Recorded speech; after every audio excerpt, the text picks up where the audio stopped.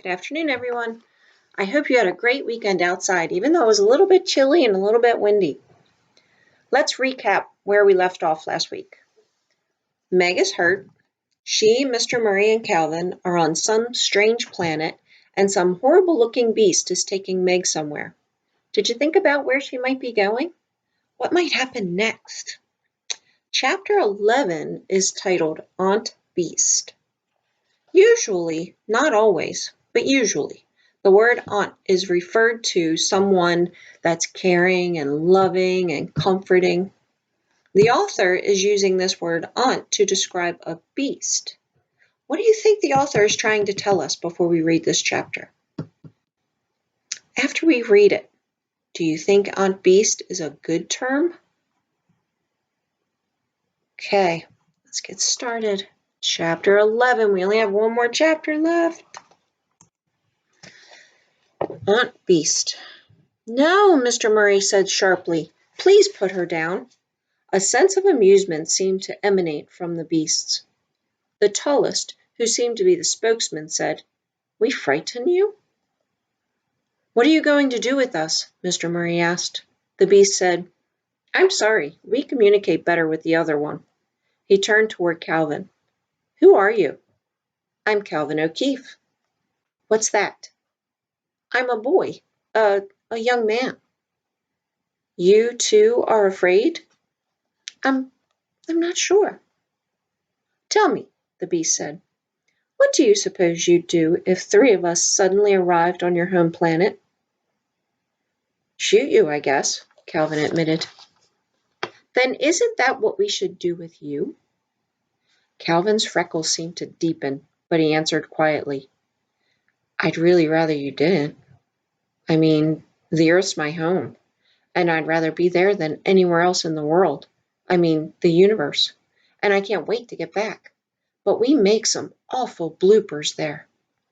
The smallest beast, the one holding Meg, said, and perhaps they aren't used to visitors from other planets. Used to it? Calvin exclaimed. We've never had any as far as I know. Why? I don't know. The middle beast, a tremor of trepidation in his words, said, You aren't from a dark planet, are you? No, Calvin shook his head firmly, though the beast couldn't see him. We're shadowed, but we are fighting the shadow. The beast holding Meg questioned, You 3 are fighting? Yes, Calvin answered. Now that we know about it. The tall one turned back to Mr. Murray, speaking sternly. You, the oldest. Man. From where have you come? Now.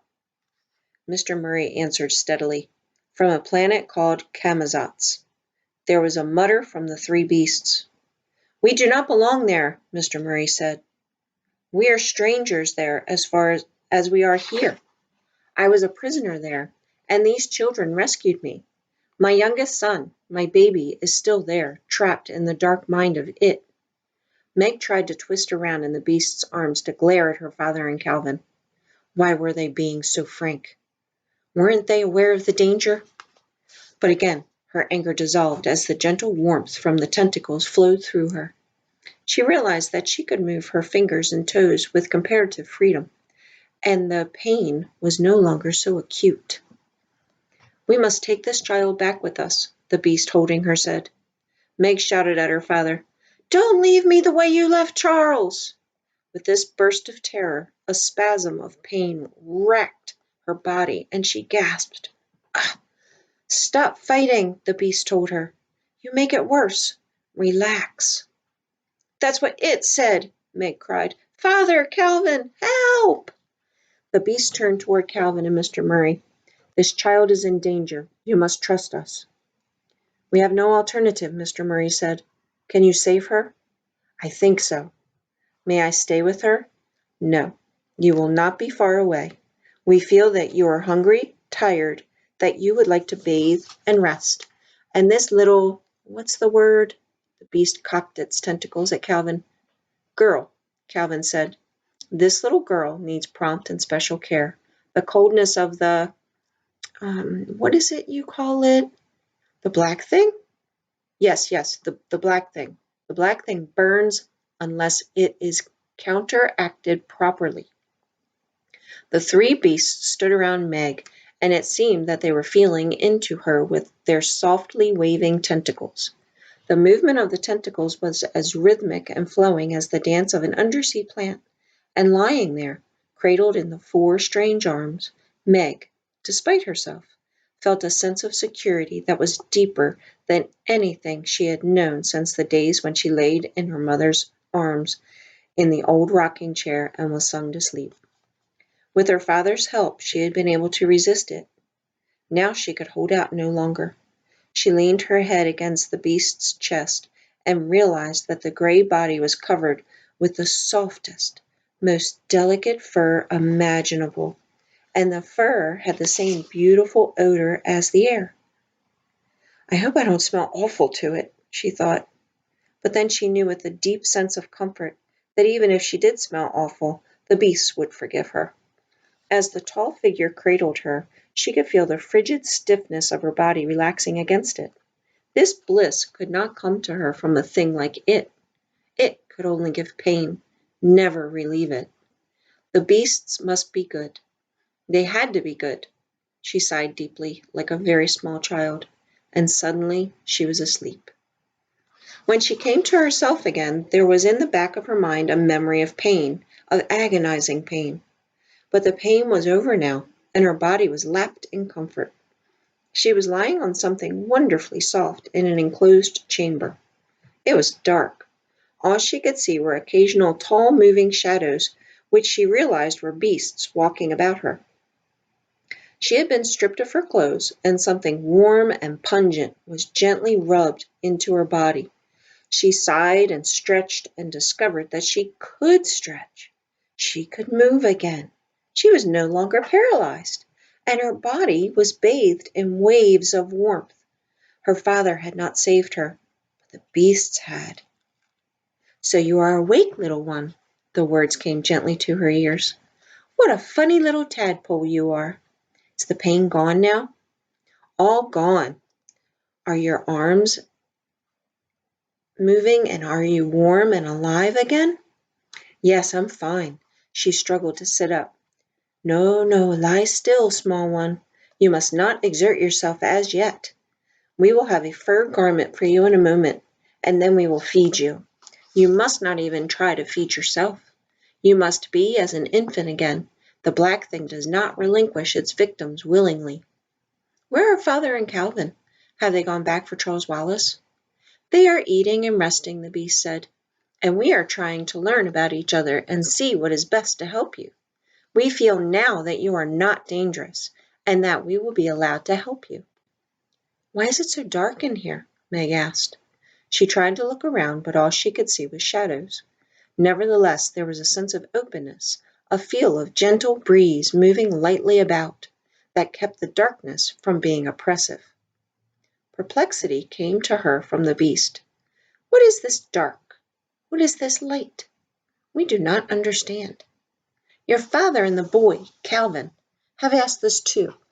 They say that it is night now on our planet, and that they cannot see. They have told us that our atmosphere is what they call opaque, so that the stars are not visible. And then they were surprised that we know stars, that we know their music and their movement of their dance far better than beings like you who spend hours studying them through their what you call telescopes. We do not understand what this means, to see." "Well, it's what things look like," Meg said. "We do not know what things look like, as you say," the beast said. "We know what things are like. It must be a very limiting thing, this seeing." "Oh, no," Meg cried. It's the most wonderful thing in the world." "What a very strange world yours must be," the beast said, "that such a peculiar seeming thing should be of such importance. Try to tell me, what is this thing called light that you are able to do so little without?" "Well, we can't see without it," Meg said, realizing that she was completely unable to explain vision in light and dark. "How can you explain sight on a world where no one has ever seen, and where there is no need of eyes?" Well, on this planet, um, you have a sun, don't you? Oh, a most wonderful sun, from which comes our warmth, and the rays which give us our flowers, our food, our music, and all the things which make life and growth. Well, Meg said, when we are turned toward the sun, our earth, our planet, I mean, toward our sun, we receive its light. And when we're turned away from it, it is night. And if we want to see, we have to use artificial lights. Artificial lights? The beast sighed. How very complicated life on your planet must be. Later on, you must try to explain some more to me. All right, Meg promised, and yet she knew that to try to explain anything that could be seen with the eyes would be impossible, because the beasts in some way saw, knew, understood far more completely than she, or her parents, or Calvin, or even Charles Wallace. Charles Wallace, she cried. What are they doing about Charles Wallace? We don't know what it's doing to him or making him do. Please, oh, please help us. Yes, yes, little one, of course we will help you. A meeting is in session right now to study what is best to do. We have never before been able to talk to anyone who has managed to escape from a dark planet. So although your father is blaming himself for everything that has happened, we feel that he must be quite an extraordinary person to get out of Camazotz with you and all. But the little boy, and I understand that he is a very special, very important little boy. Ah, my child, you must accept that this will not be easy. To go back through the black thing, back to Camazotz. I don't know. Just don't know. But father left him, Meg said. He's got to bring him back. He can't just abandon Charles Wallace. The beast's communication suddenly became crisp. Nobody said anything about abandoning anybody. That is not our way. But we know that just because we want something does not mean that we will get what we want, and we still do not know what to do. And we cannot allow you, in your present state, to do anything that would jeopardize us all. I can see that you wish your father to go rushing back to Camazotz, and you could probably make him do this. And then where would you be? No, no. You must wait until you are more calm. Now, my darling, here is a robe for you to keep you warm and comfortable. Meg felt herself being lifted again, and a soft, light garment was slipped about her. Don't worry about your little brother. The tentacle's musical words were soft against her. We would never leave him behind the shadow. But for now, you must relax. You must be happy. You must get well. The gentle words, the feeling that this beast would be able to love her no matter what she did or said, lapped Meg in warmth and peace. She felt a delicate touch of tentacle to her cheek, as tender as her mother's kiss. It is so long since my own small ones were grown and gone, the beast said. You are so tiny and vulnerable. Now I will feed you. You must eat slowly and quietly. I know that you are half starved, that you have been without food far too long, but you must not rush things, or you will not get well. Something completely and indescribably and incredibly delicious was put to Meg's lips, and she swallowed gratefully. With each swallow, she felt strength returning into her body, and she realized that she had had nothing to eat since the horrible fake turkey dinner on Camazotz, which she had barely tasted. How long ago was her mother's stew? Time no longer had any meaning. How long does night last here? She murmured sleepily. It will be day again, won't it?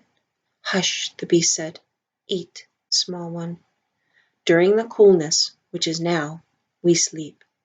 And when you waken, there will be the warmth again, and many things to do.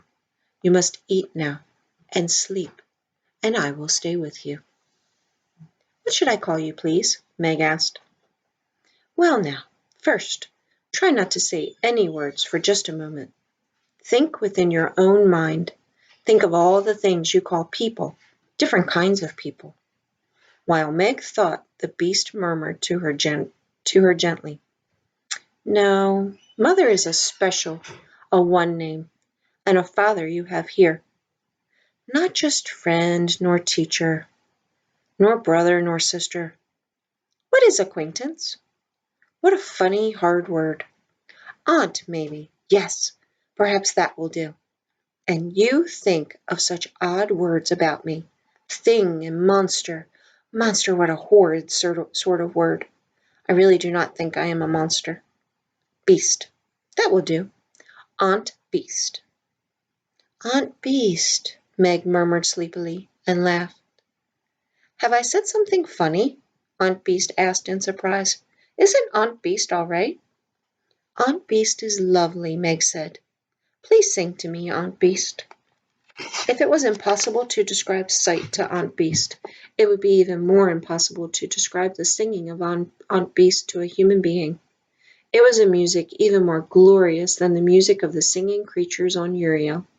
It was a music more tangible than form and sight. It had essence and structure. It supported Meg more firmly than the arms of Aunt Beast. It seemed to travel with her, to sweep her aloft in the power of song, so that she was moving in glory among the stars. And for a moment she, too, felt that words, darkness and light, had no meaning, and only this melody was real. Meg did not know how she fell asleep within the body of the music. When she awakened, Aunt Beast was asleep too, the softness of her fur, faceless head drooping. Night had gone, and a dull gray light filled the room. But she realized now that here on this planet there was no need for color, that the grays and browns merging into each other were not what the beasts knew, and that what she herself saw was only the smallest fraction of what the planet was really like. It was she who was limited by her senses, not the blind beasts, for they must have senses of which she could not even dream. She stirred slightly, and Aunt Beast bent over her immediately. What a lovely sleep, my darling. Do you feel all right? I feel wonderful, Meg said. Aunt Beast, what is this planet called? Oh dear, Aunt Beast sighed. I find it not easy at all to put things the way your mind shapes them. You call where you come from Camazotz? Well, it's where we came from, but it's not our planet. You can call us Ezekiel, I guess, Aunt Beast told her. We share the same sun as lost Camazotz, but that, give thanks, is all we share. Are you fighting the black thing too? Meg asked. Oh, yes, Aunt Beast replied. In doing that, we can never relax. We are the called according to his purpose. Of whom he calls, them he also justifies. Of course, we have help, and without help it would be much more difficult. Who helps you? Meg asked. Oh dear, it is so difficult to explain things to you, small one. And I know now that it is not just because you are a child. The other two are as hard to reach into as you are. What can I tell you that will mean anything to you? Good helps us. The stars help us. Perhaps what you would call light helps us. Love helps us.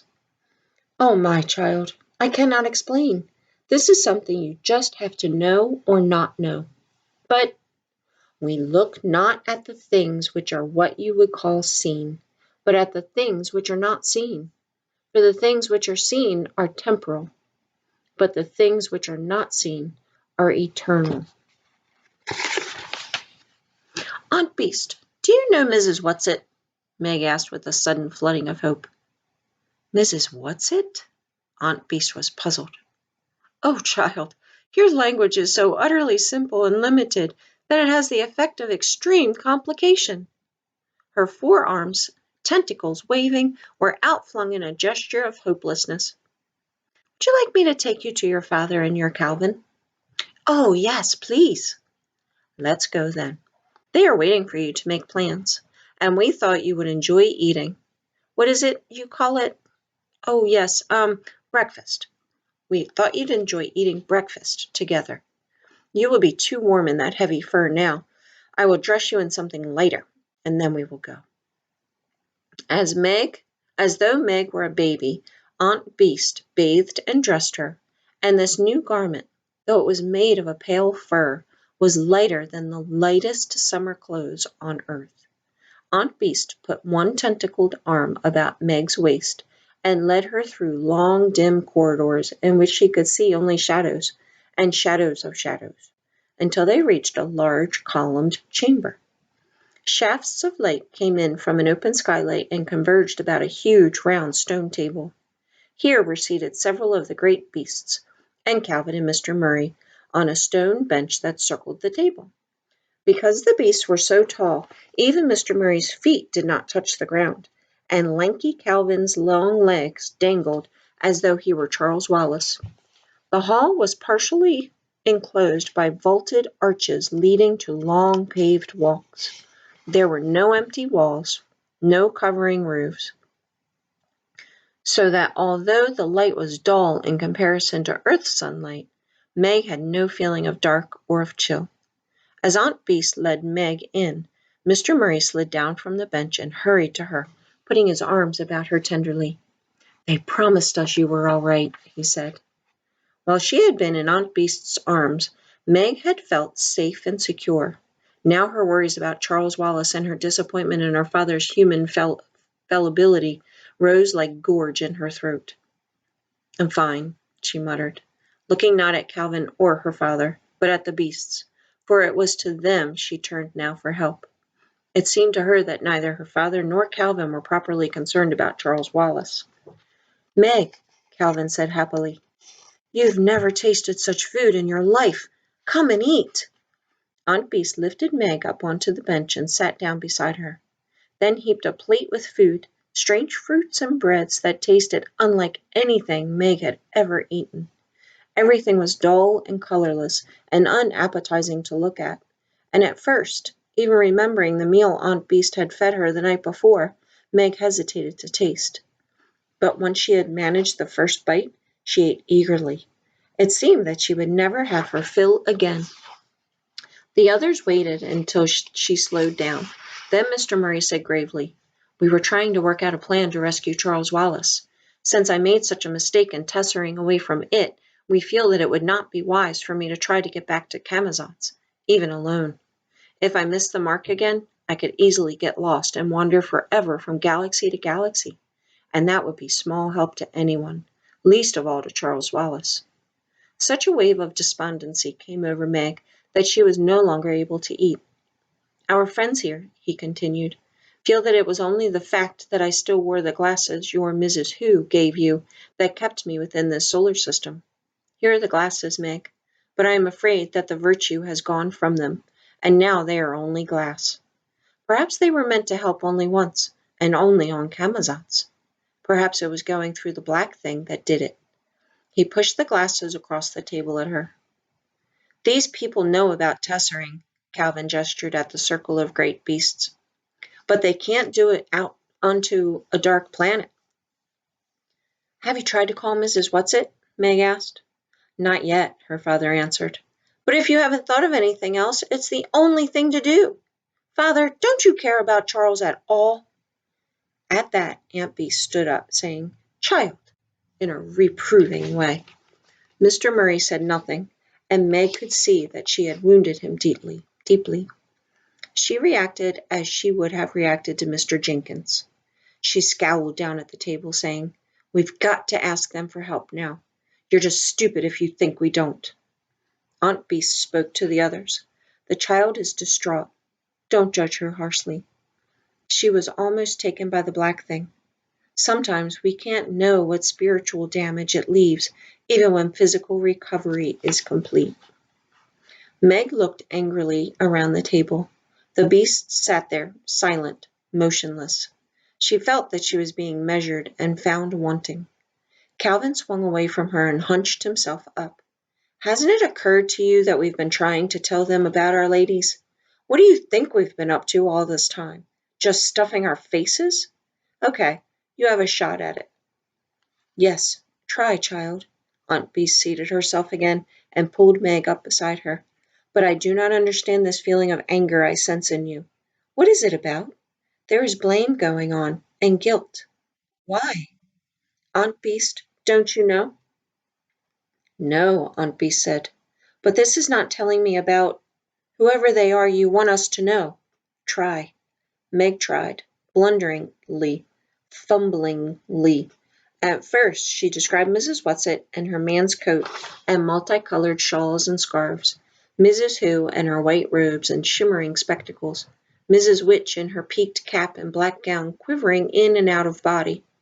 Then she realized that this was absurd. She was describing them only to herself. This wasn't Mrs. Whatsit or Mrs. Who or Mrs. Witch. She might as well as describe Mrs. Witch as she was when she took on the form of a flying creature of Uriel. Don't try to use words, Aunt Beast said soothingly. You're just fighting yourself and me. Think about what they are. This look doesn't help us at all. Meg tried again, but she could not get a visual concept out of her mind. She tried to think of Mrs. Whatsit explaining tesseract. She tried to think of them in terms of mathematics. Every once in a while, she thought she felt a flicker of understanding from Aunt Beast, or one of the others. But most of the time, all that emanated from them was gentle puzzlement. Angels! Calvin shouted suddenly from across the table. Guardian angels! There was a moment's silence, and then he shouted again, his face tense with concentration. Messengers! Messengers of God! I thought for a moment, Aunt Beast started, then subsided, sighing. No, it's not clear enough. How strange it is that they can't tell us what they themselves seem to know, a tall, thin beast murmured. One of Aunt Beast's tentacled arms went around Meg's waist again. They are very young, and on their Earth, as they call it, they never communicate with other planets. They revolve about all alone in space. Oh, the thin beast said. Aren't they lonely? Suddenly, a thundering voice reverberated through the great wall. We're here! That's the end of chapter 11. So what do you think's going to happen? Who do you think's going to go back to Camazotz? Dad? Mr. Murray? Could be Calvin. Could be Meg.